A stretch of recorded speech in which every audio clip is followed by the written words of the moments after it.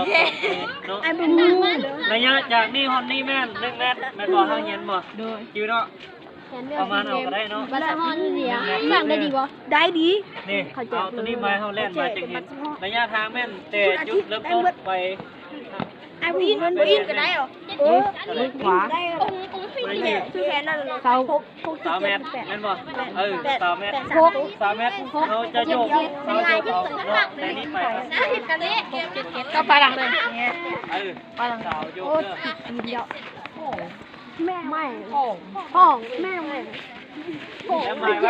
องช่วยสิคะเจ๊องติ่งไม้ไว้ฮะไม่ได้คุมอง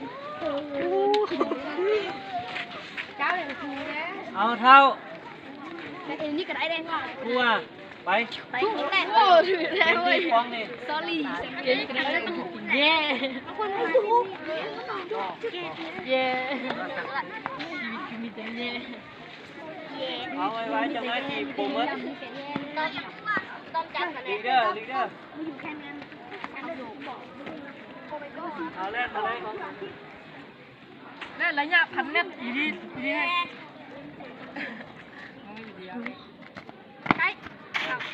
เอาขึ้นวันนี้เอายางขึ้นนี่ติดอ่ะโอ้โดนไม่ยังเอาแมวได้แมวนี่เอาขึ้นแมวยับออกขนาดโดนแมวไม่ได้แล้วการโดนได้ใช่เอาขึ้นคือเราอีกเราลดสูงนี่อาจารย์คืออาจารย์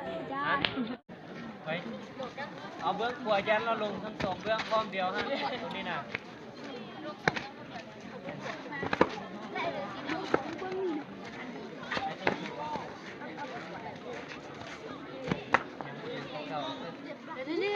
เอากันลบ2 คะแนนแล้วเด้อ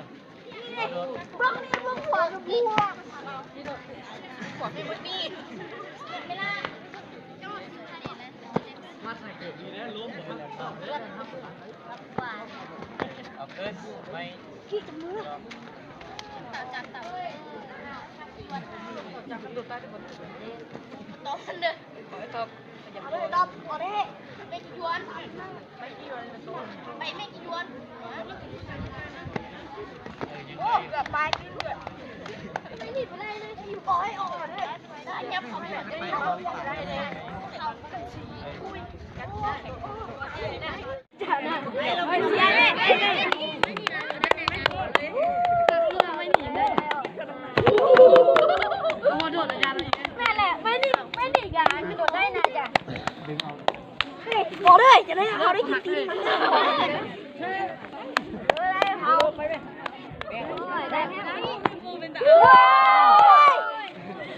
มันอาจารย์วันนั้นยังได้8เหรียญอาจารย์บ้านที่ได้ดีได้มาละ7จ้วงบอกว่าน้อยนี่จับว่าอยู่ในทางมันจริงจำได้พี่ได้สมัยอันสามเอวสำนีกันนึกว่า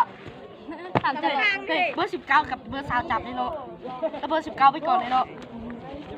ชิ้นนี่กันเบอร์19ไปก่อนชิ้นว่าศิลาก็ฉิวทองจับไม่จะรอเลยเป็นไรสงใจกับว่ากับว่าเงินจับขาดไม่เอา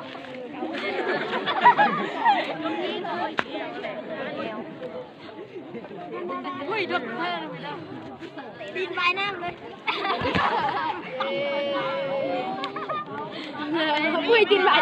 ดาบอุ้ยไม่นอนเมื่อก่อนเลยกูไม่อึดไม่มันก็มีอะไรกันไม่ได้อันไม่ได้ทันไม่อึดเลยเอ้ยมือถือก่อนไม่ขอเอาวะจ๊ะมันจันทิงบอแม่ไทยบอมาลูกไว้เด็กบอมีเก่าผ่านไม่เอาค่ะยังกำนี่เลยเอาลงเขากบกำนี่เนาะนี่เลยจานเอาบ้างใช้เลยนะบ้างหัวลงคนเดียวบ้างนี่ไปกดจริงกันเลยญาติไปยิน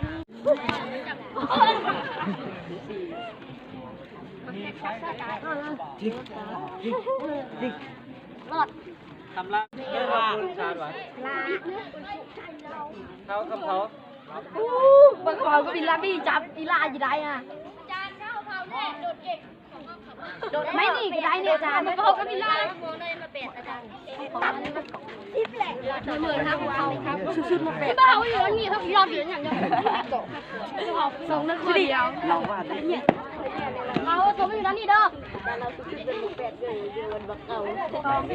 เก่าหน่อยเยอะจริงชัวเนี่ยอีลามีอะไรใจอย่าทักต่อยไอ้แล้วเฮ้มันก็ยังไม่ได้มาเลยเขาเรื่องนี่แม่สอง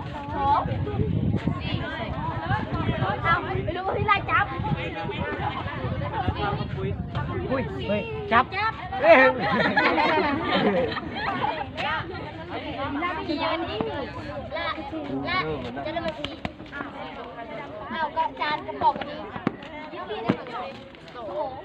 พี่น้องยับไปแม่ยับระยะนี้กับนี้แม่ประมาณเมตรหนึ่ง นั่นแหละ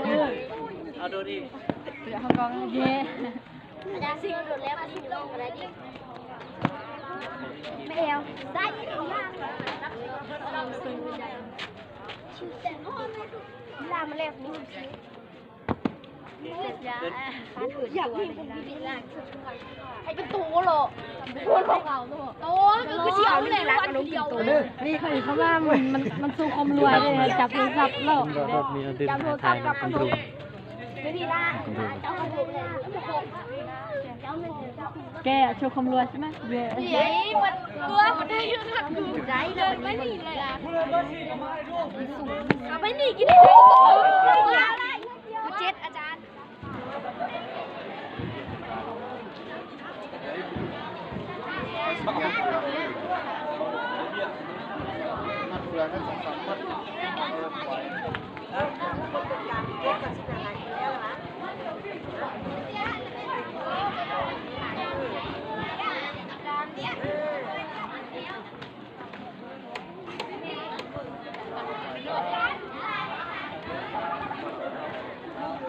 แล้วเรากินเบิร์ดแล้ว